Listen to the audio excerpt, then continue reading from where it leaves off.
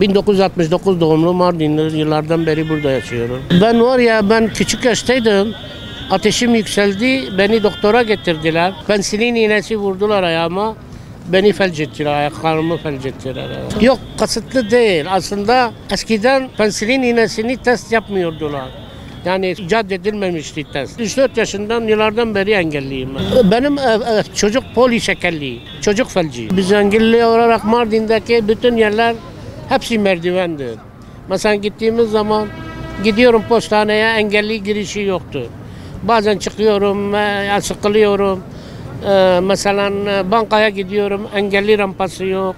Restoranlara gidiyorum, engellilere yok. Mardin'in hepsi dağda yapılmış yerdir. Ondan sonra bizim bu akülü arabalarımız var. Yani bütün paramızın çoğunu buna yatırıyoruz. Bunların bataryaları çok pahalıdır. Parçaları yok, tamiri yok. Perişan oluyor. Bizim devlet bir kere verdi. Bunlar kendi paramızla alıyoruz. Bunları internetten alıyoruz, bu arabanın bataryalarını. 5.000 liraya aldım geçen. Bir yıl dayanıyor ha vallahi. Geçim devlet engelli maaşıyla, Allah'a şükür, Allah devletimizi var etsin. Biz buradaki bütün engelliler için bir tane dernek istiyoruz. Yani engellilerle beraber oturup kalkacağımız yer. Biz de insanız, canımız sıkılıyor. Ya gidecek yerimiz yok. Bu parka geliyoruz, kimse yok. Yani başka yok. Devamlı yatıyoruz evde. Vallahi yata zaten şeker hastası oldum. Biz insanlarla herkes dostumuzdur, arkadaşımızdır. Yani iletişimimiz güzel oluyor. Vallahi şimdi bazen kılıyorum, gidip gizli kılıyorum, utanıyorum. Şimdi biliyorsun, engelli bir insan, normal bir insan gibi namaz kılamaz. Yani Allah kabul eder inşallah. Yani ben kafamla kılıyorum. Yani şimdi eğlenmiyorum, şey yapamıyorum.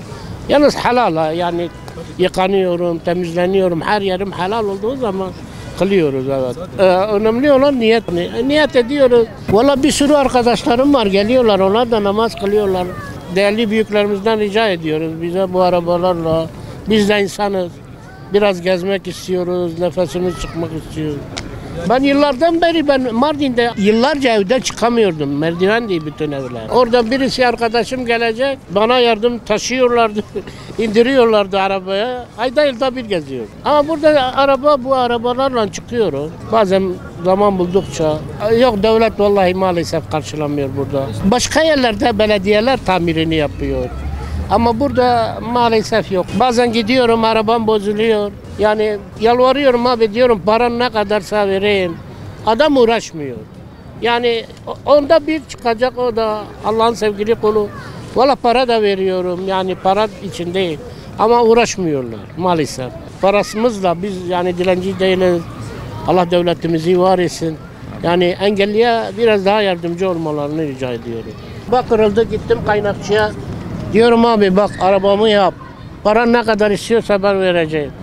Diyor abi işim var git. Para 50 lira, 10 lira, 20 lira değil.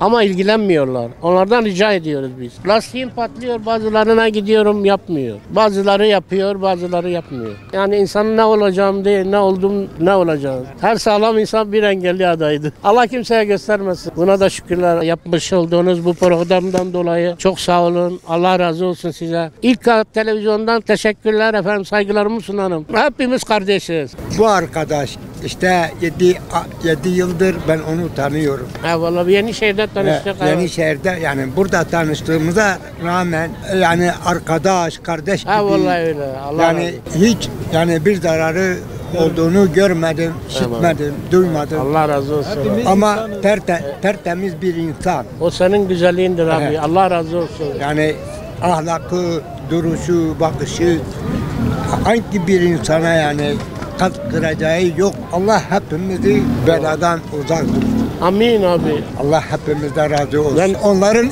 ihtiyaçları oturacağı bir yerden sonra kaynaşma, insan kaynaşması. Kaynaşamıyoruz eskisi gibi. Engel olsun, olmasın yani kaynaşma, insan kaynaşması.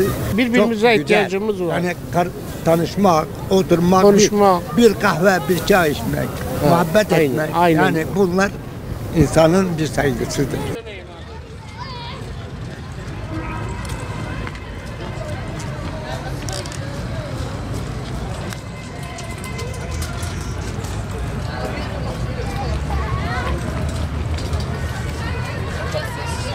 kadar hızlısın?